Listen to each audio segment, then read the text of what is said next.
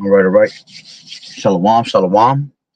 I'd like to start off by saying Barakatah Yahweh, Barakatah Yahweh Shai, Kol Haloyim La Yahweh, Bahashem Yahweh Shai, Bahashem Rachak Kodash. Double honors to the elders and apostles of Great Millstone who rule well. Blessings and salutations to the hopeful elect that scattered abroad, the Hakim and the Akwat that's listening in. Yahweh Ratazah, Lord willing that the lesson is edifying. It's the brother Shawab Muwan back at you with another lesson. This is going to be a little quick correction, all right, based on Esau, okay, through the spirit and power of Yahweh Bashem Yahweh Shai. All right. And what I want to correct, um, which is me coming out of my mouth saying that Esau comes from the Caucasus Mountains, which I know he originally came from Mount Seir. All right. But I do sometimes in my lessons or mention uh Esau in the Caucasus Mountains, all right, being the reason why, okay, uh, these devils have called themselves Caucasian, okay? And what you have to understand is that these devils have said things like that to mislead the people and make their mind go straight to who they really are, you see? And by me using that term, all right, it's almost like if I'm helping these devils try to hide them, and that's very not, and that's definitely not the point at all. All right. So when I have said it, I've never said it with ill intention. All right. But because of things that I have studied or I have heard. All right. And we have to be careful with that, man. All right. We have to always prove things through through scripture. You know, we have to make sure and examine what we're doing. All right. We are rightly dividing the word of truth. All right. So there is no, misleading to the sheep, all right, that we are teaching through the spirit and power of Yahweh Bashem Yahweh Shai. All right. So the main thing is that I will no longer be using, all right, that Esau come from the Caucasus Mountains, okay? And that's why you get the word Caucasian. All right.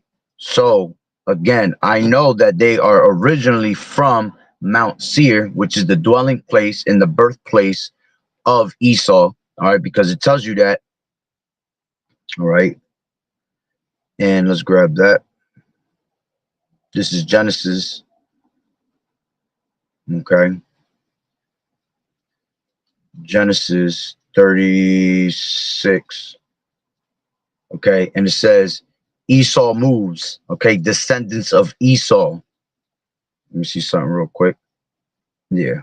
It says, now these are the generations of Esau, who is Edom. Okay. Which Edom is the racial stock of the white people. All right. And I have a book here, which I'm going to read that real quick. Okay. This is a book called Who is Esau Edom? All right. And it's a very good book. All right. By Charles Wiseman. All right. And it's most likely one of these Wiseman is usually is one of these um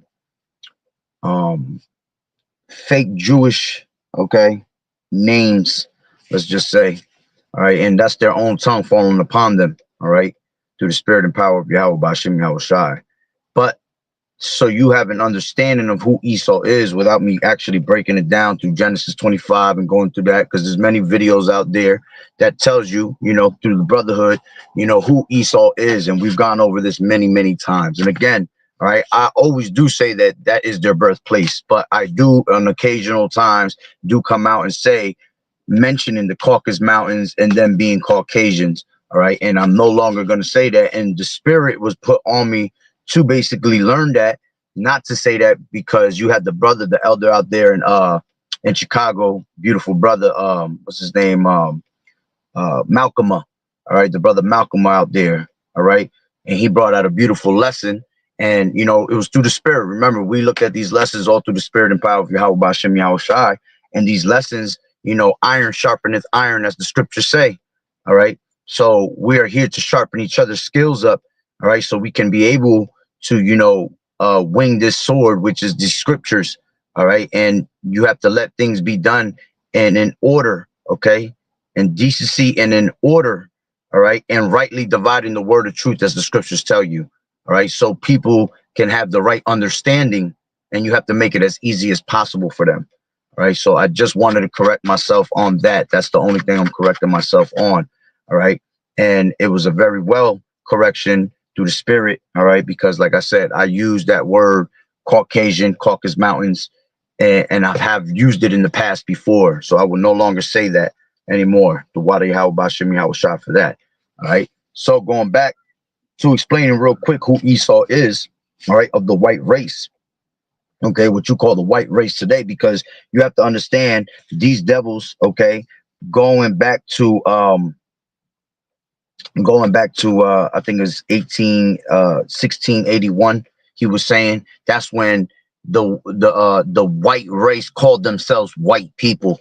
All right, just like when they called themselves Greeks, just like when they called themselves Romans. Okay, that was all different ways to try to hide their lineage, hide who they are, and they still do that to this day.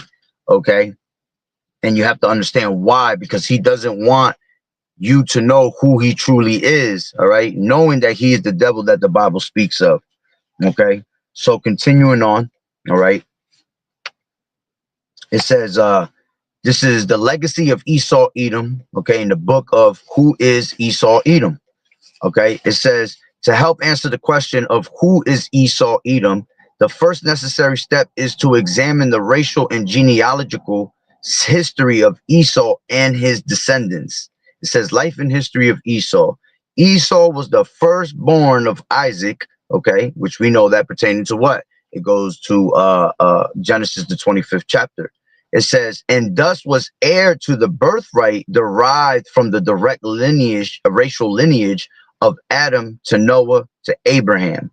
Thus, Esau was racially an Adamite, a Semite, and a Hebrew, because he was, all right, and that was our twin brother, all right, our evil twin brother, okay, and he was the one that was supposed to get the birthright to Yahweh Ba'Shem Yahweh Shai, but we know that he did what? He sold his birthright, all right, for a piece of raw meat, and this is why these devils eat raw meat spiritually to this day, okay? They literally eat it physically, but it's a spiritual thing of why they do it, okay? It says, Esau was the firstborn of Isaac, and thus was heir to the birthright derived from the direct racial lineage of Adam to Noah to Abraham. Thus, Esau was racially an Adamite and a Semite and a Hebrew, the racial stock of the white race. You see? So now you have understanding that Esau goes back to the white race. So this is Genesis 36 and 1. Now these are the generations of Esau, who is Edom, okay, which Edom means red, okay, and this is why this devil has that red skin, that pigmentation, because he has no melanin in his body, all right. And when you understand how he got like that, all right, it's because the Lord had cursed him with the curse of leprosy, all right. To have leprosy in your skin, all right, it is actually sin, man. It's wicked, you see. And the Lord made him like that so you can be able to differentiate him from us, all right, the true Hebrew Israelites, okay. So to have white skin, all right, is a curse of leprosy, okay. So it says, and I'll show you that real quick. As a matter of fact, let me see if I can remember where it's at.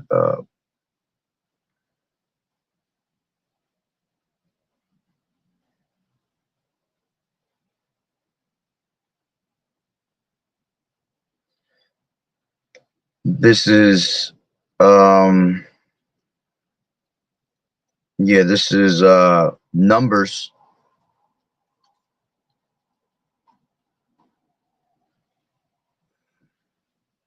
12, and let's just take it from the top a little bit. All right.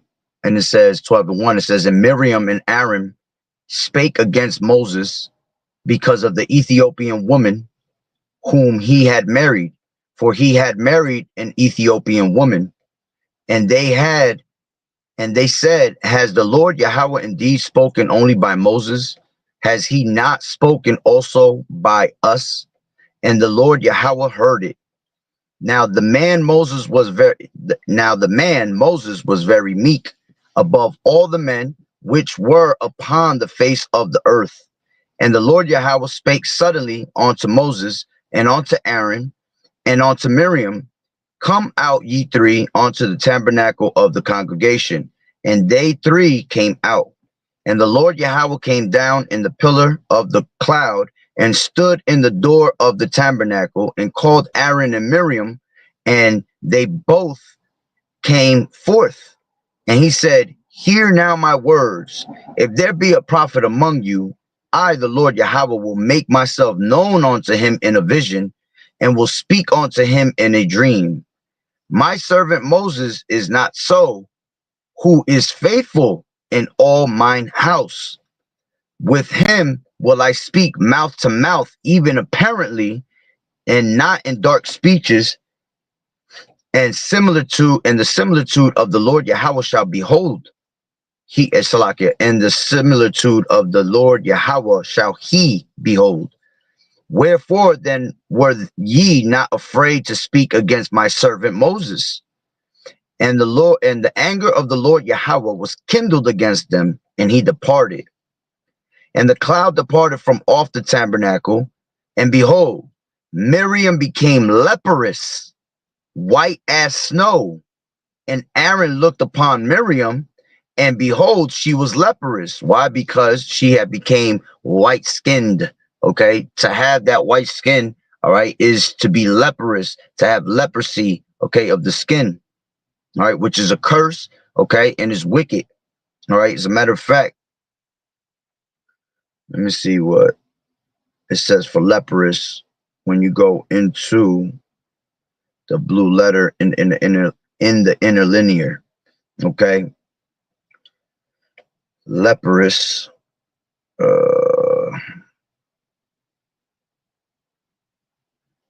Leprous goes into, all right, it says Sarah, all right, it says to be diseased of skin, be leprous, okay, so it's already showing you that it's to be diseased, all right, and we know that the physician cutteth off a long disease, all right, according to Ecclesiasticus, the 10th chapter, right, which that is talking about Esau being that long disease that's going to be cut off, that today he's a king and tomorrow he shall die. Okay. It says to be stricken with leprosy. All right, to be leprous is to be stricken with leprosy, to scourge, intransitive and figure. All right. Give me 1 second. It says,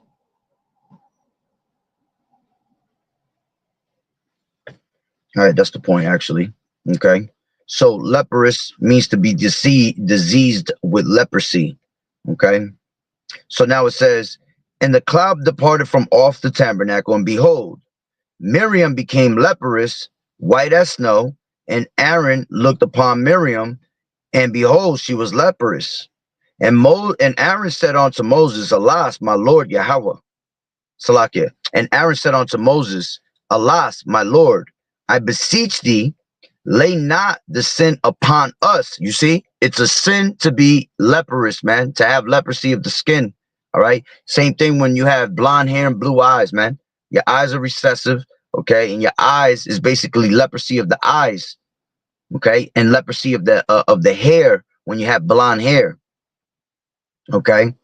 It says, and Aaron said unto Moses, alas.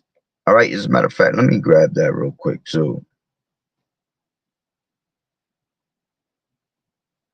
And if yellow hair grow out the head, it is leprosy, KJV. Yep, this is means that you're unclean. This is Leviticus 13 and 30. And it says, then the priest shall see the plague, okay? And behold, if it be in sight deeper than the skin, and there be in it a yellow thin hair, then the priest shall pronounce him unclean. It is a dry skull, even a leprosy upon the head or beard. Okay. Same thing goes for the eyes, you see. So to have blue eyes, green eyes, uh, yellow hair, blonde hair, whatever you want to call it, is all leprosy, man. And that's why Esau make our women, okay, and our men try to go and dye their head yellow, you see, because he knows that shit is wicked at the end of the day, okay? So continuing back on, okay, in Numbers 12, okay, it says in 11, and Aaron said unto Moses, alas, my Lord, I beseech thee, lay not the sin upon us, wherein we have done foolishly and wherein we have sinned. Let let her not be as one dead, of whom the flesh is half consumed when he cometh out of his mother's womb. You see, don't let her be like a stillborn baby already decayed at birth. And that's what Esau is, man. Ishashua, wasted away is he. All right, basically just as good as dead. Okay, it says, and Moses cried unto the Lord Yahweh, saying, heal her now, O Yahweh, I beseech thee. And the Lord Yahweh said unto Moses, if her father had but spit in her face, should she not be ashamed 7 days? Let her be shut out from the camp 7 days, and after that let her be received in again. And Miriam was shut out for the camp from the camp 7 days, and the people journeyed not till Miriam was brought in again. Okay, so let me grab this.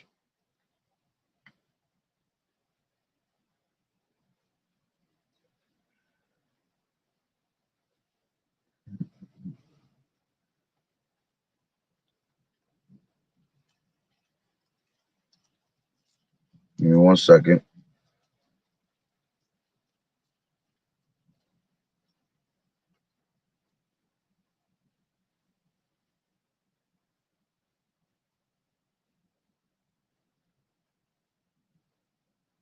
This is Exodus.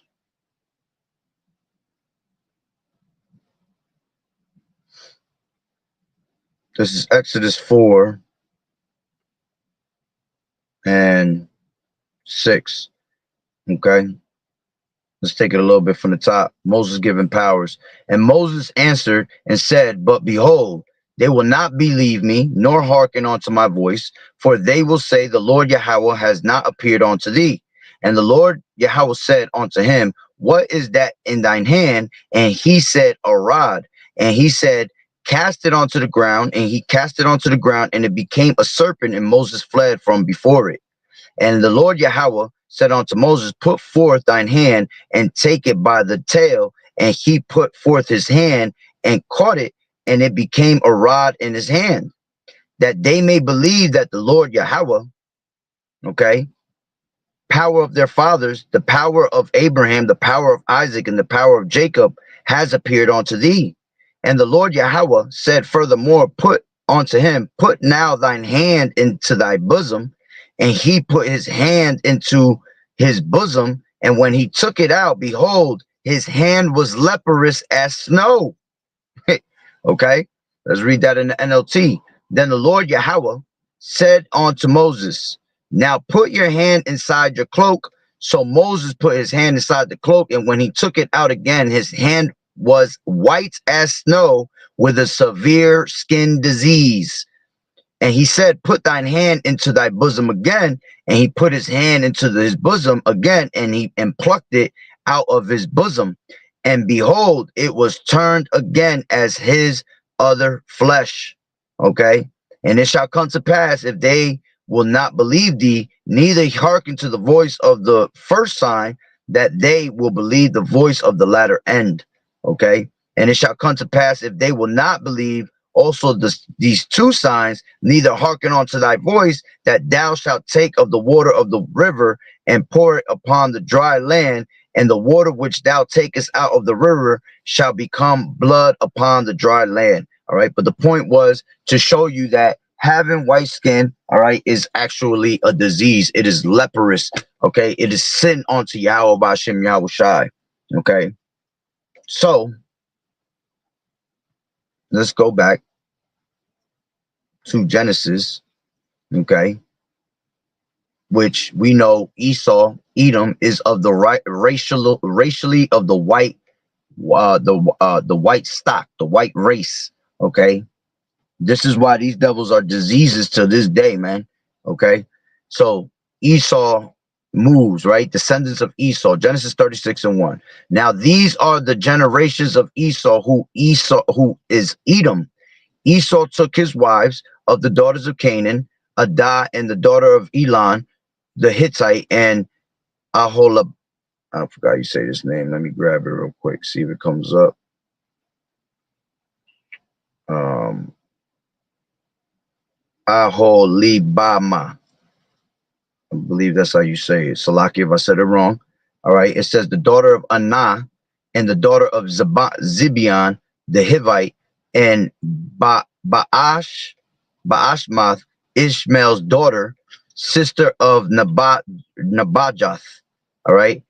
And Adah bare Esau, Eliphaz, and Bashamath bare Ra'u. Okay. And as a matter of fact, before I continue to read these names and just throw you off, all right, let me just get straight to the point. All right. Down to 7, okay, because he's just naming a bunch of different names, right? Descendants of Esau. Okay. I'll take it from 6. It says, and Esau took his wives and his sons and his daughters and all the purses of his house and his cattle and all his beasts and all his substance, which he had got in the land of Canaan, and went into the country from the face of his brother Jacob. For their riches were more than they might dwell together, and the land wherein they were strangers could not bear them because of their cattle. Okay. Thus dwelt Esau in Mount Seir. Okay. Esau is Edom. Okay. Thus dwelt Esau in Mount Seir, because that is the birthplace. Okay. Let's go into this interlinear. The birthplace of Esau, man. Okay. Mount Seir, which means hairy. All right. Because he was what? He was like a hairy garment. Okay. As the scriptures say, he was red. He was born like a hairy garment. Okay. It says, or shaggy. Okay. Matter of fact, let me see what else it says here.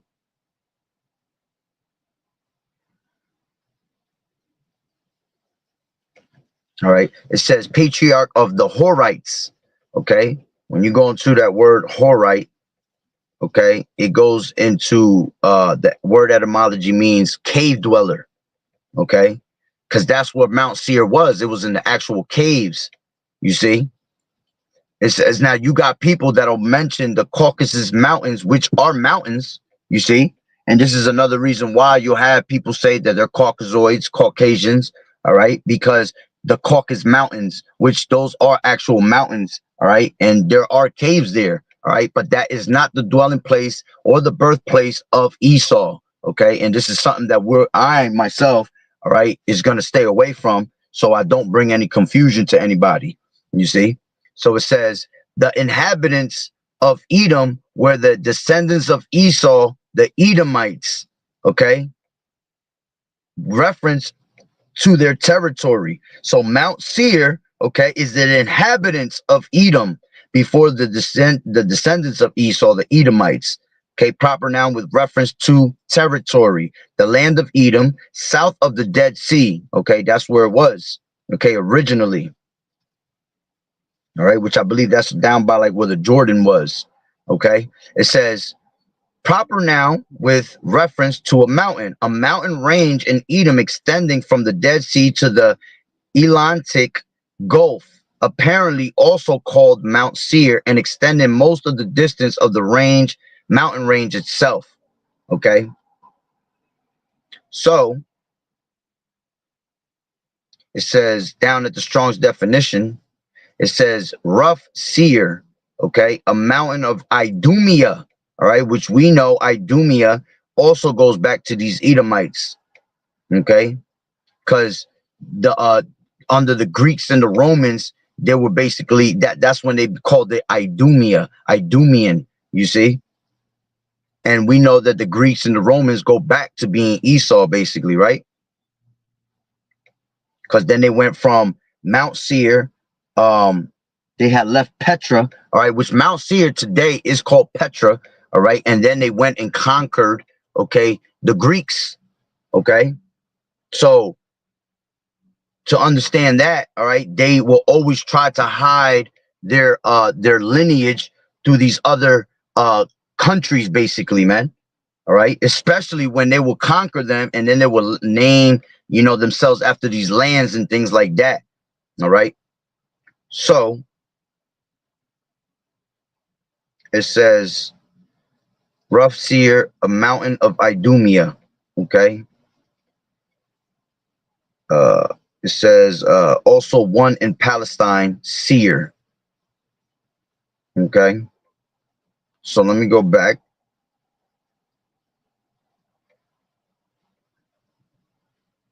It says descendants of Esau. It says descendants of Esau, verse 9. And these are the generations of Esau, the father of the Edomites in Mount Seir. Showing you again that that's where they come from. Okay, Mount Seir. That is their birthplace. All right. Give me 1 second. Which I'm going to go into this book, which this book brings out some good points. All right. But before I do that, all right, let me grab this video from the brother Malcolm, all right, which, made me correct myself, okay, because he was absolutely right in what he was saying, okay.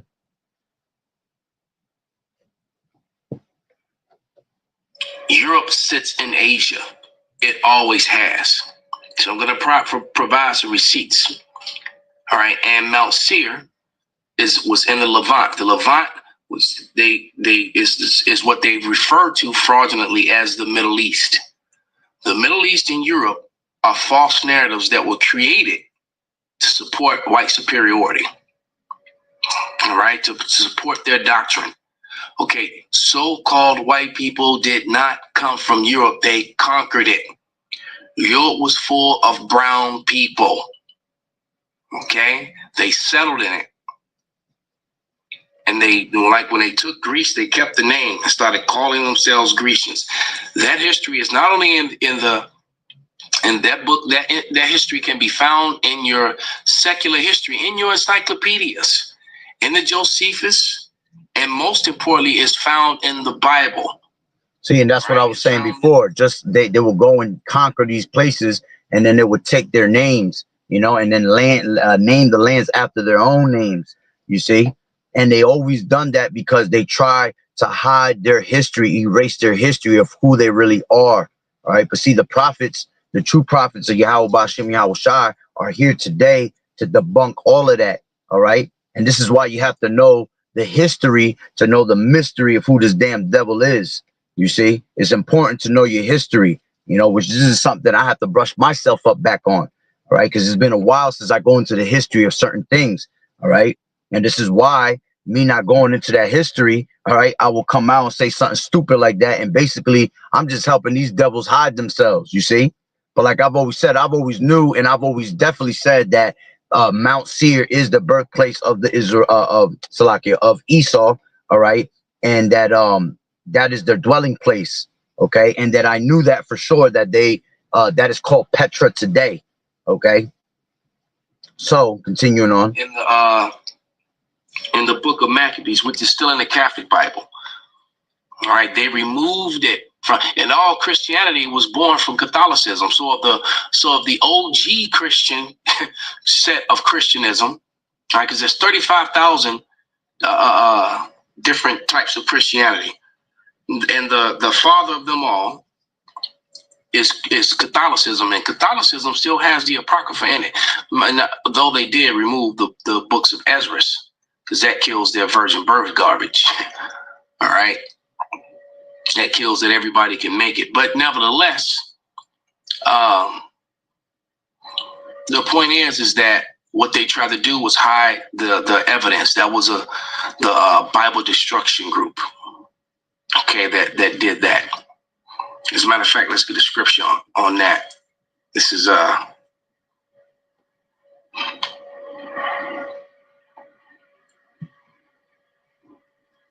Luke. This 8:17. For nothing is secret that shall not be made manifest, neither anything hid that shall not be known and come abroad. So all these lies, are being put to rest right now. So I'm going to provide some receipts for two things that I said. Then I'm going to show you a short video that someone made of an AI. All right. And it really will make a mockery of the downfall of America and make a mockery of what it would be like if they rounded up all the Edomite immigrants that came here wrongfully, that colonized and stole, that are sitting on stolen property, stolen land, stolen wealth, and sent them back to the Caucasus Mountains. Well, that would be incorrect, because if you were going to send them back to their cave homes, you would send them back to Petra, which is known as Selah, which is also known as Mount Seir. I'm going to provide receipts for everything that I just said, for anyone who wants to speak against it. Okay? So, let's go to our receipts. All right, so I asked a question to AI about a week ago. And the question was, when was Mount Seir's name changed to Petra? And this is what it told me. It says, the Greek name Petra replaced the biblical name Selah, or Mount Seir. Gradually, not in a single or specific date. The change was a natural linguistic shift, as the city's Greek name, meaning rock. See, they're the same people, the Edomites. Because the Edomites they left Petra and they went to Greece and they conquered Greece. Duh. All right. Meaning rock was used by the Hellenistic and Roman cultures that later dominated the region. All right. Selah is the name that appears in the Hebrew Bible. So when when you read in Psalms 83 at the end of when it talks about the list of the group of nations that were confederate against the hidden ones, the Israelites, at the end of that, it says Selah. All right. And this is their information. So here it is. So you can screenshot it. Because I wouldn't be shocked if they go in and change things. I definitely screenshotted that for my own sake. All right. And it says Selah. This is the name that appears in the Hebrew Bible. All right. It says Greek name Petra replaced the biblical name Selah, gradually, not at a single specific date. The change was natural linguistic shift. All right. Was a natural linguistic shift, as the city's Greek name, meaning rock, was what he just basically said, was the one used by the Hellenistic and Roman cultures that later dominated the region. All right. Make sure you screenshot that. Next question. Well, actually, that pretty much serves it. Which, that's pretty much the point on that. All right. So with that being said, all right, let me grab. Okay. You got a little history off of that, brother. Beautiful lesson. All right. You should definitely go check it out. Now, let me grab this book, Who is Esau Edom? Okay. And just so you can have a little background of what they say, all right, about Esau. So it says there were the white race, all right, the racial stock of the white race. Okay. It says, just as Esau despised his birthright, Genesis 25:34, when he sold it to Jacob, he also despised his race by marrying strange women outside of his race. Okay, because we were not allowed to do that. You see, it says Esau married the daughters of Canaan or Canaanites. Okay, and it's not that we're not allowed to deal with these women outside our race. All right, but you're not supposed to wife them up. Okay, you're not supposed to literally take them into marriage like that. Okay, you're supposed to have them as your concubines, basically. And it was a specific order given to him not to do that, but he did it anyway. Okay, so it says Esau married the daughters of Canaan and the Canaanites. Okay, Genesis 28:6 and 36:2. It says the daughters of Heth or Hittites. All right, Genesis 26:34, 27:46, and 36:2. It says the daughters of Ishmael, Genesis 28:9, 36:3. The daughters of the Hittites,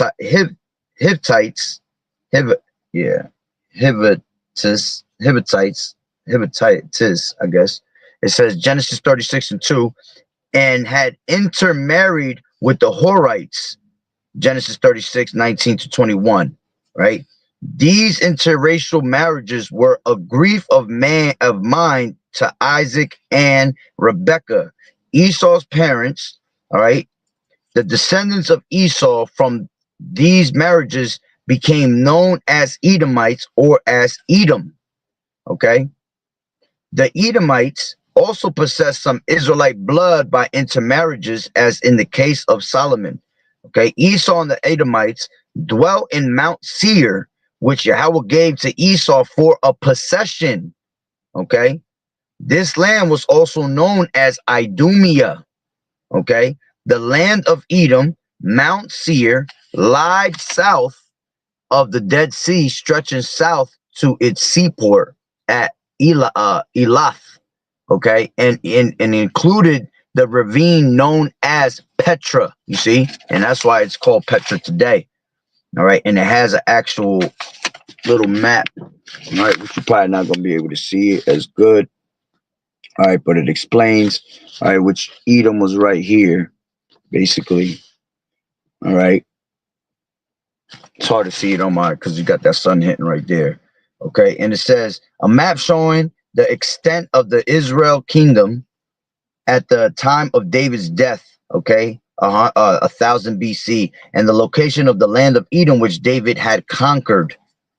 After the conquest of Judah by the Babylonians, some of the Edomites who had mixed with the Jews in their land resettled with them in Judea. Okay, Jeremiah 40:11 through 12.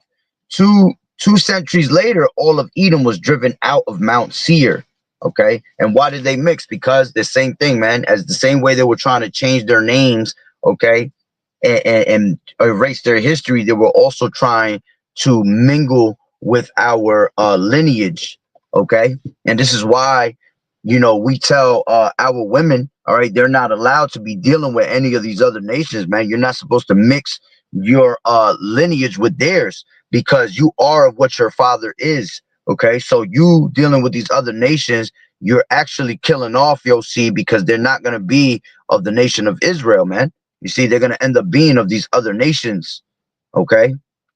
So, again, you are what your father is, according to Numbers 1:18. It says the Edomites were driven from Petra westward by the Nabathians, all right, in 312 BC, and before the middle of the 2nd century BC. They were occupying not only southern Judah, but also Hebron and the country to its north as far as Bethzer. Okay, going into the first Maccabees 4:29 and 5:65. All right, verse 65. It says the Nabathians now occupied Mount Seir, and the Edomites were driven into the old territory of Judah. The Maccabean family, a remnant of the true Judites, had ruled Judea from 166 to 37 BC, and under Judas Maccabee, all right, First Maccabee 5:3, recaptured the city of Hebron from the Edomites in 164 BC. During the time of John Hyrcanus, yeah, it says the nephew of Judas, all right, the Judites were again faced with the hostility of the Idumeans. Hyrcanus confronted the Edomites, causing a decisive change in the relations between the two factions. John Hyrcanus conquered the whole of Edom and undertook the forced conversion of its inhabitants to Judaism. Okay, it says, thenceforth the Edomites became a section of the Jewish people. You see, it says, thus at this juncture of time, the Edomites were then incorporated with the Jewish nation, and their country was called by the Greeks and Romans Idumea. All right, Mark the third 8. I guess it's saying, yeah, Mark. I'm trying to realize Mark the third 8, Ptolemy and geography v 16. All right, it says, but the tide turned in favor of the Edomite faction when Julius Caesar made Antipater Antipater, an Edomite, pro, procurator of Judea in 47 BC. Salaki, if I'm messing up these words. All right. When Pater, Antipater was killed 4 years later, his son Herod gained power but was rejected by the Judites. All right.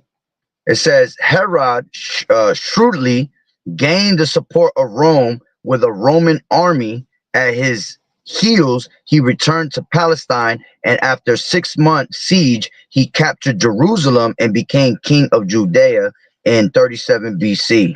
Okay, it says Herod was a shrewd and unscrupulous tyrant and was despised by the Judites because he was an Idumean and not one of their own stock. Herod hated the people of Judah, and one of his first acts was to execute 45 of the leaders of the old how you say this word, aristocracy. You know what? Let me make sure I'm saying these words right now. Salakia. All right. Aristocracy. I believe that's how you say it. Let me just spell it out real quick. Aristocracy.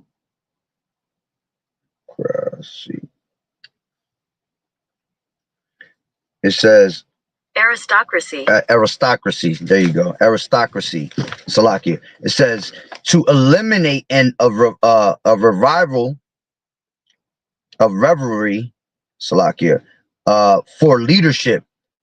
It says, having secured the kingship, Herod next destroyed the priestly line of Hyrcanus. Make sure I've been saying these words right, man. Gotta brush up on these damn words. All right, it's Hrakn. All right, let me bring it out. We are looking at how to pronounce. Say his name. John Hyrcanus, also referred to as John the Highest. Okay, Hyrcanus. It says the last being antagonist, all right, who taunted Herod with his Idumean origin and asserted the kingdom should fall on one of the royal family.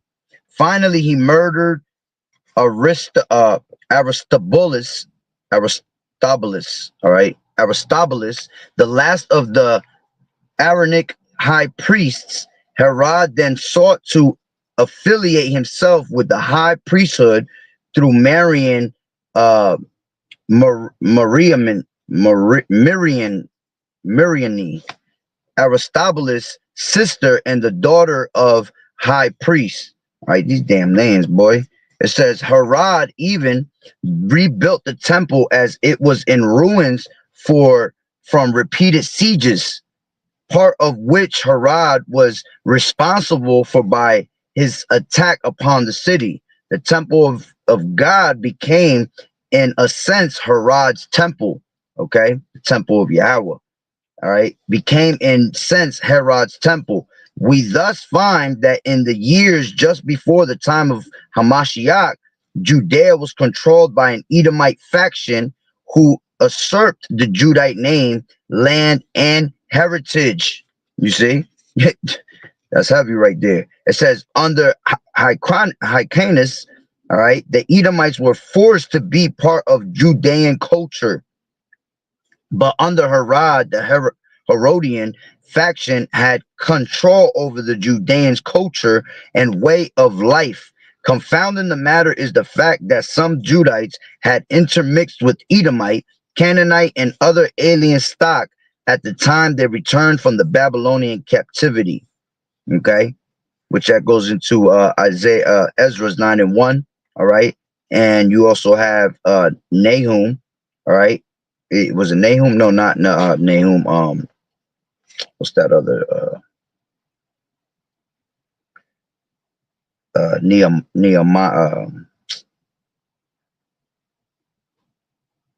I gotta look at it so I know which one it is.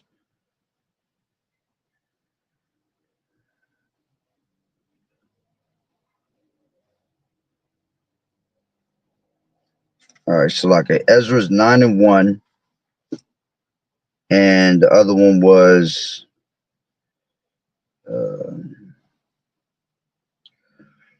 okay, you say that one. Nehemiah. Nehemiah, that's how you say it. Nehemiah. Salakia. It says they mixed blood be people, they mixed blood. These mixed blood people were also hostile toward the Judean Israelites. The land was not the kingdom of Judah, but the nation of the Jews, Judeans.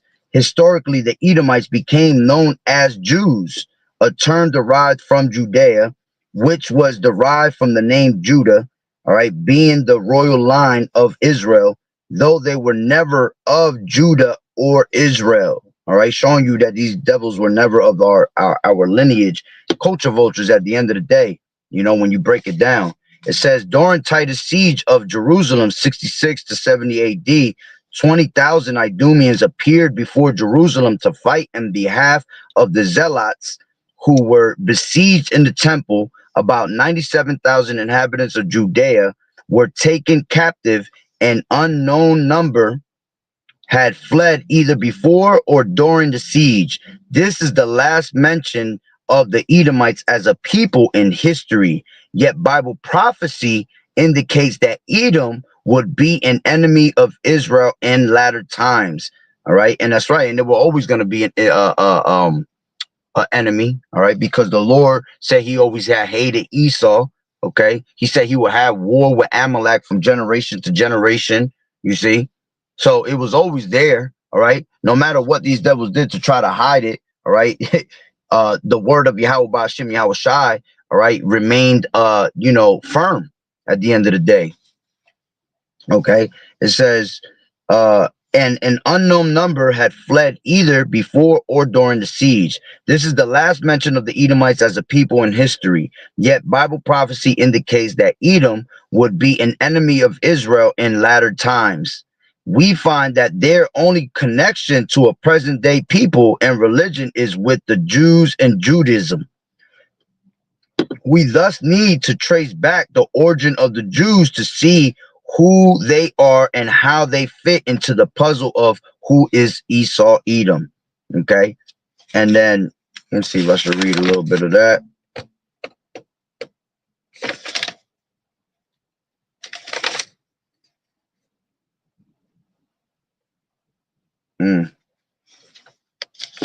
You know what? Let me continue reading. It says the origins of the Jews. It says the Jews of today fall within two main types: the Sephardic Jews and the Ashkenazi Jews. The Sephardim are also known as Spanish Jews, and they constitute about 5% of the Jews in the world. The Ashkenazium are the East European Jews, which were found in Poland, Russia, Germany, and Western Asia.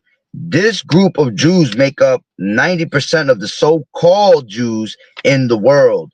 Many reference and historical sources have unequivocally identified the bulk of the Ashkenazi Jews were derived from a people known as Khazars, all right? And it says, and that's where I believe Amalek come from.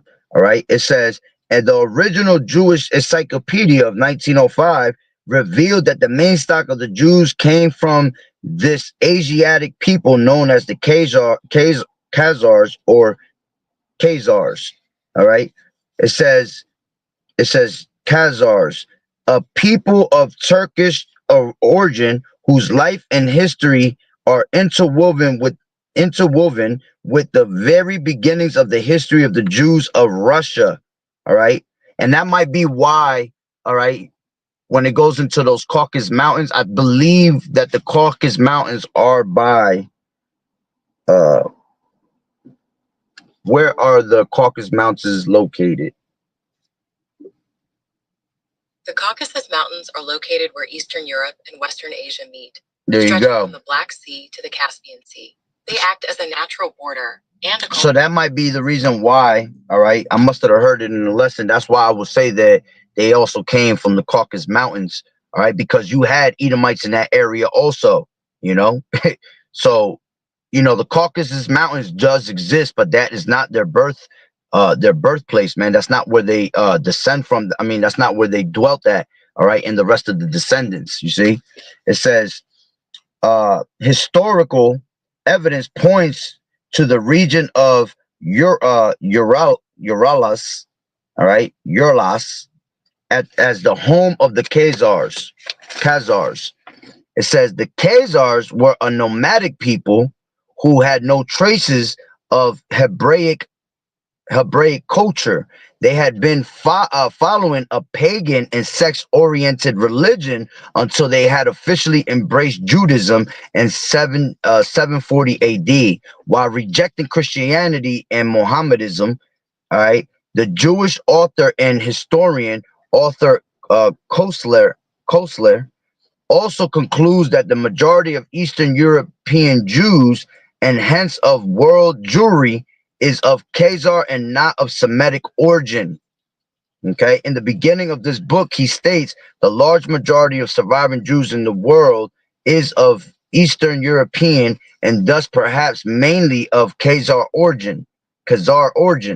If so, this would mean that their ancestors came not from Jordan, but from Volga, not from Canaan, but from the Caucasus, and that genetically they are more closely related to Hun, Ugur, and Magyar tribes than to the seed of Abraham, Isaac, and Jacob. It says Koestler then devotes, all right, the remainder of his 255-page book to prove this premise. It says, for instance, a record of a letter by the Khazar king shows that he traced his people to Noah's son Japhet, not Shem, and Japhet's grandson Togarmah, and the ancestor of all Turkish tribes. The Khazar government was destroyed by the Slavs of Russia in 1016 AD. Around 1200 AD, the land was invaded by the hordes of Genghis Khan. These two events caused large numbers of Khazars to migrate to Poland and Western Russia, forming the cradle of Western Jewry. Okay, it says this is an abundance of ancient place names in the Ukraine and Poland, which derive from Khazar and or Sid, I guess, because I think that H is silent. Zahid Jew. All right. It says as the Khazars left their homeland of Khazaria and migrated north and west, they lost their name and became known as Jews. Their Yiddish language and alphabet is not that of the Israelites, Phoenician Greek style, but an amalgamation of amalgamation, right? Amalgamation, yeah, amalgamation. You know what? Let me just, these fucking words be pissing me off because I'm trying to keep the lesson. It messes people up when I can't pronounce it right, so it might throw you off and make you not want to listen. But hey, Lord willing, is still edifying what you could get out of it. Amalgamation. Amalgamation. Yeah, amalgamation of Aramaic, medieval German, Slavic, and Russian dialects. The best historical evidence, therefore, shows that the Jews are not descended directly from the Israelites of the Bible, but derive much of their ancestry from the Khazars and other people of Turkish Asiatic blood. The Khazars are also of Edomite stock, and both stocks make up the present day Jews, as the historian H.G. Wells states. The Idumeans, Edomites, were made Jews, and the Turkish people, Khazar, were mainly Jews in South Russia. The main part of Jewry never was in Judea and had never come out of Judea. According to the Jewish Encyclopedia, the original stock of the Khazars came from the land of Edom. It says,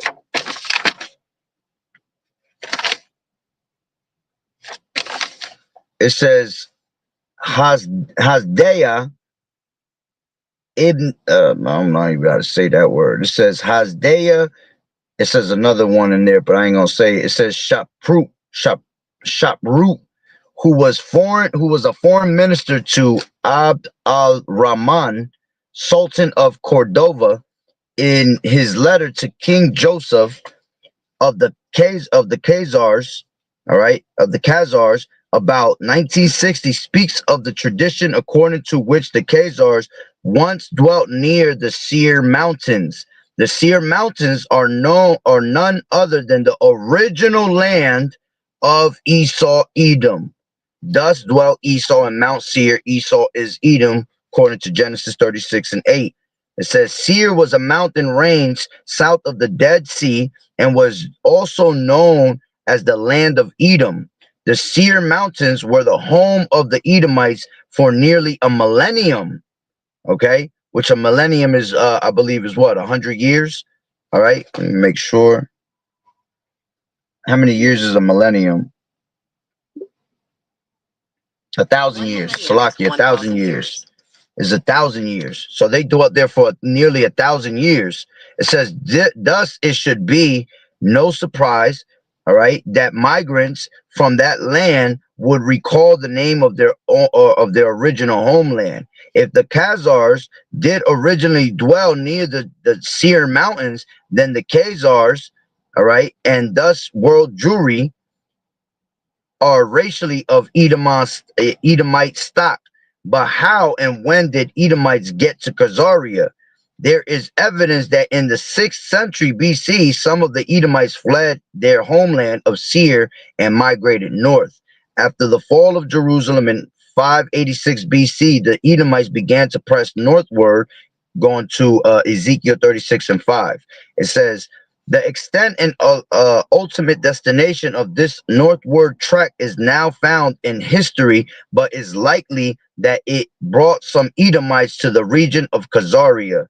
The Edomites were also cast out of Palestine and dispersed in different directions in 70 AD. When the Romans sacked Jerusalem, many thousands of these people are known to have migrated northward to Asia Minor and around the Black Sea region. When dealing with the people of mixed racial heritage, it becomes a real quandary to ascertain their origin. All right. Let me see what that word ascertain means. Which I means is to hide. I think it means to like hide.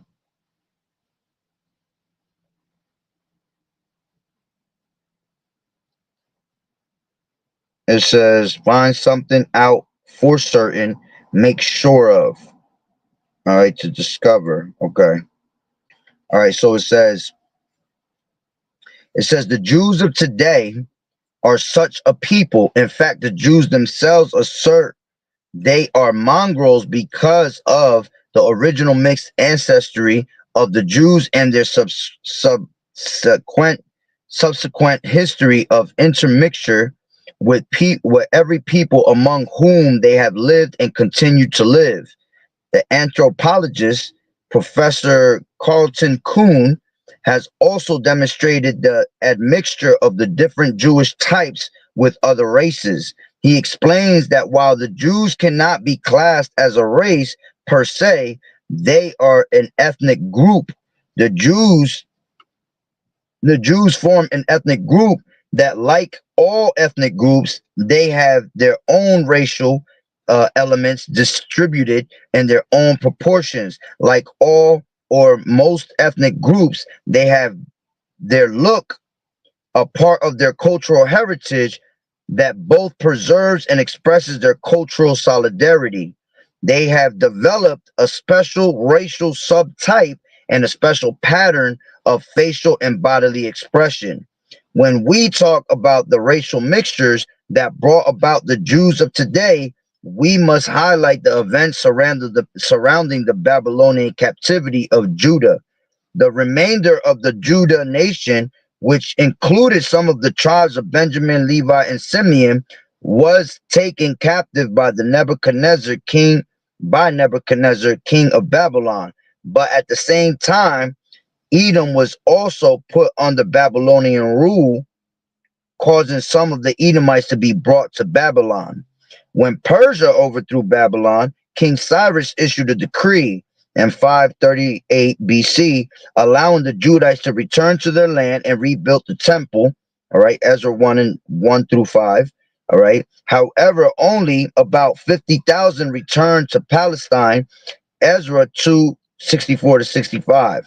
Some of them had apparently departed from their kinsmen in Europe. However, many of the Judites and Benjamites preferred to remain in Babylonia, becoming a part of the indigenous population. Those remaining had intermarried with the Babylonians and Edomites that were in the land and adopted their religion and law. The Babylonian Talmud, which became the foundation for Judaism, these then became the Babylonian Jews. Then many of the people of the land became Jews, going into Esther 8 and 17. Although they were called Jews, a term which is derived from the word Judah, these people are not true Judites, but became a mixed or hybridized people consisting of Edomites, Hittites, Canaanites, Judites, Babylonians, Ishmaelites, Huns, and Khazars, etc. When they migrated to other lands throughout the centuries, they retained their Jew or Judite identity, but brought with them the religion of Babylon. Okay, and it shows you a picture of, the first one is an ancient Hittite, all right, then a modern Jew, and then it says a Canaanite head. Okay, it says, I'm almost done. All right, it says, because of the Jews' mixed ancestry, history is sketchy as to their origins from Japhet, Esau, or other people in the Bible. Okay, which again, Esau don't come from Japhet, man. All right, Esau was from Shem. Okay, he just wasn't chosen. All right, out of Shem, you had other people that were from Shem, which were, well, I forgot exactly which ones they were, but you had Ammon, you had Moab, all right, you had Elam, all right, all of them came from Shem, but Jacob, all right, the true Israelites were the ones that were chosen, and Isaac was thy seed, basically. All right, it says, but because of the Jews' mixed ancestry, history is sketchy as to their origins from Japhet, Esau, or other people in the Bible. However, identification of these persons or tribes can also be ascertained by the characteristics, prophecies revealed about them in the Bible. Since Esau Edom is one of the more predominant figures in the Bible, we will endeavor to ascertain his identification and place in historical and current events by these means. All right. So I know I was a little fucked up with a couple of these words. All right. But I just wanted to share that. All right. Because what the brother Malcolm was going into, it kind of explained a little bit of it in here also, so to show you that these, these devils, all right, they are not the real Jews at the end of the day. All right. Which we already know who the true Hebrew Israelites are, going back to the so-called Negroes, Latinos, and Native American Indians. Those are the true Hebrew Israelites that the Bible speak of. All right. So, Salaki, if it was, if I was messing up on these words, for the most part, I got most of them. It was just certain words I just get tough with. All right. Because it's not in my everyday vocabulary. All right, but I will actually brush myself up on these books, all right, of the history a little bit more, and and actually get the pronunciations right. All right, but like I said, I just mainly wanted to correct myself on, which was it was supposed to be a quick correction, but hey, Spirit jumped on me to grab this book for some reason. All right, so somebody might hear it and learn something out of it, but again. My correction was just to basically tell you that I will no longer be using that word Caucasus Mountains, all right, and Caucasians, all right, saying that that's where they come from, because I already knew that's not where they came from. It's just me hearing, you hear these things, and then sometimes or you heard it somewhere in a lesson, or read it somewhere, and you know you might put yourself in that predicament and use that word, you know, but at the end of the day, it's not true edification, you know, because we have to continually keep identifying who this devil is, you know. So I'm in no wise wanting to help this devil hide his fucking heritage and his identity. All right. And I knew for a fact that he dwells in Mount Seir, and that is where his birthplace was. All right. And that it was called Petra to this day. All right. So I will always mention that over and over.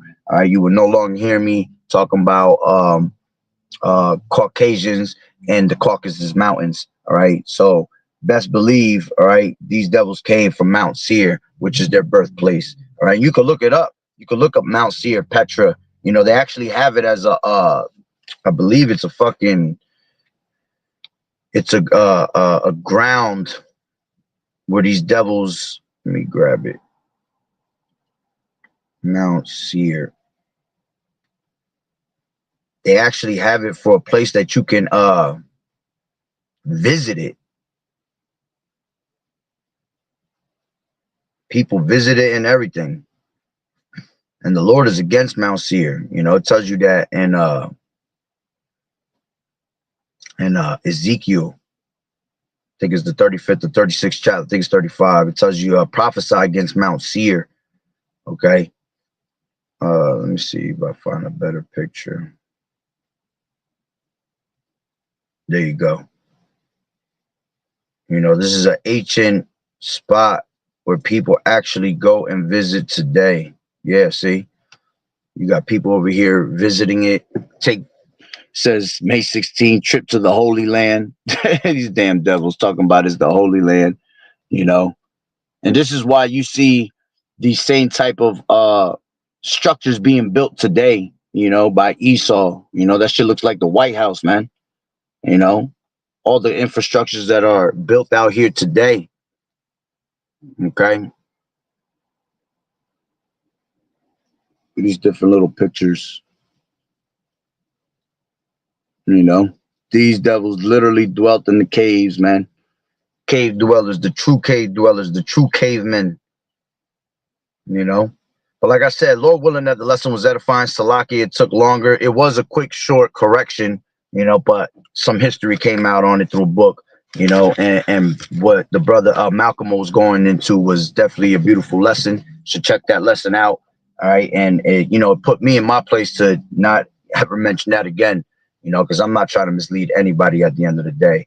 So with that being said, Barakatah Yahweh, Barakatah Yahweh Shai, Kol Haloyim La Yahweh, Bahashem, Yahushai, Bahashem, Rachakodash. Double honors to the elders and apostles, a great millstone who rule well. Blessings and salutations to the hopeful elect, the scattered abroad, the Akim and the Aquat that was listening in. Yahweh Ratazah, Lord willing that the lesson was edifying. To the next one, Shalom. Keep fighting the good fight of faith, and doing as good soldiers of Yahushai. Shalom.